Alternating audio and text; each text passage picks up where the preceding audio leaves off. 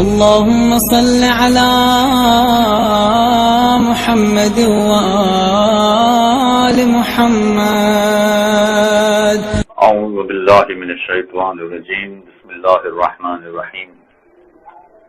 اسلام میں بہت سارے ایسے مقامات ہیں کہ جہاں غریبوں پر خرچ کرنے کے لیے کہا گیا ہے، اور کچھ مقامات ایسے ہیں کہ جہاں پر واجب ہے کہ وہ غریبوں کو دیا جائے. مثلا زکوٰۃ میں کہا گیا کہ غریبوں کو زکوٰۃ دی جائے، اور اسی طرح سے خمس میں کہا گیا کہ سہم سادات والا حصہ غریب سادات کو دیا جائے. اور بھی کچھ مقامات ہیں کہ جہاں پر یہ کہا گیا ہے کہ غریب کو دیا جائے، مثلا رد مظالم ہے، واجب صدقہ ہے. ایسے بہت سارے عنوانات ہیں کہ جہاں پر یہ کہا جاتا ہے کہ آپ غریب کو یہ والی رقم ادا کریں، یہ مال غریب کو ادا کریں. سوال یہ پیدا ہوتا ہے کہ اسلامی نقطۂ نگاہ سے غریب کسے کہیں گے؟ اس لیے کہ ہمارے معاشرے کے اعتبار سے اگر ہم دیکھتے ہیں تو غریب فقط اس شخص کو سمجھا جاتا ہے کہ جو مفلوک الحال ہو، جس کے لیے اپنے اخراجات چلانا بہت مشکل ہو، اور بڑی قسم پرسی کی زندگی بسر کر رہا ہو، مانگ مانگ کے گزارا کر رہا ہو. اسلامی نقطۂ نگاہ سے ذرا سا فرق ہے، چنانچہ یہ جاننا ضروری ہے کہ اسلامی نقطۂ نگاہ سے غریب کون کہلاتا ہے.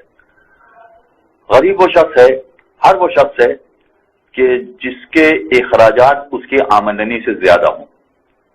اس کا مطلب یہ ہوا کہ اگر کسی کی آمدنی 5,000 روپے ہے مگر اس کے اخراجات 6,000 روپے ہیں تو یہ شخص غریب ہے. لیکن فقط یہی شخص غریب نہیں ہے، بلکہ اگر کسی کی آمدنی 50,000 روپے ہے اور اس کے اخراجات 60,000 روپے ہیں تو یہ شخص بھی غریب ہے. باوجود اس کے کہ اس کی آمدنی 50,000 روپے ہے مگر اس کے باوجود یہ غریب ہے، اس لیے کہ اس کے اخراجات چلانے کے لیے اسے 60,000 روپے کی ضرورت ہے.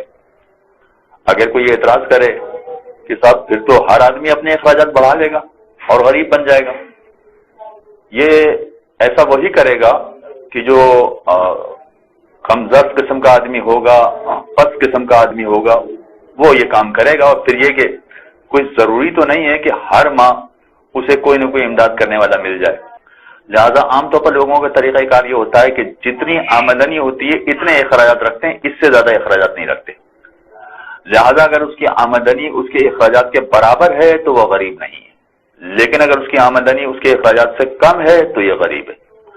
چاہے پھر اس کی آمدنی بہت زیادہ ہو، اور آمدنی جس کی زیادہ ہے اس کے پاس وسائل بھی ہوں. وسائل کا مطلب ہے اس نے موٹر سائیکل رکھی ہوئی ہے، گاڑی رکھی ہوئی ہے، مگر اس کے باوجود وہ غریب کہلائے گا، اس لیے کہ اس کی آمدنی کم ہے اس کے اخراجات کے اعتبار سے.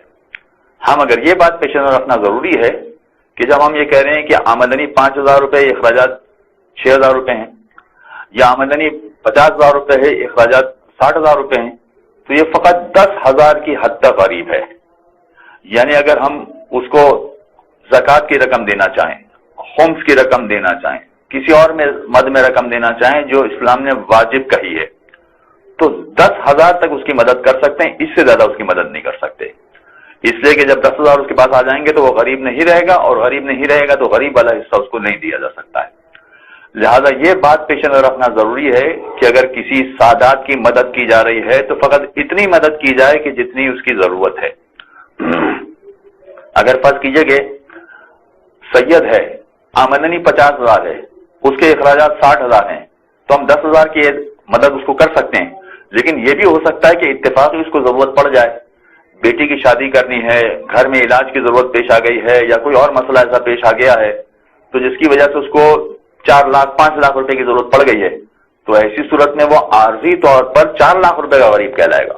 لہذا اگر ہم 4 لاکھ روپے 5 لاکھ روپے کی بھی مدد کرنا چاہیں تو کوئی حرج نہیں ہے. وصلی اللہ علی محمد وآلہ. اللهم صل على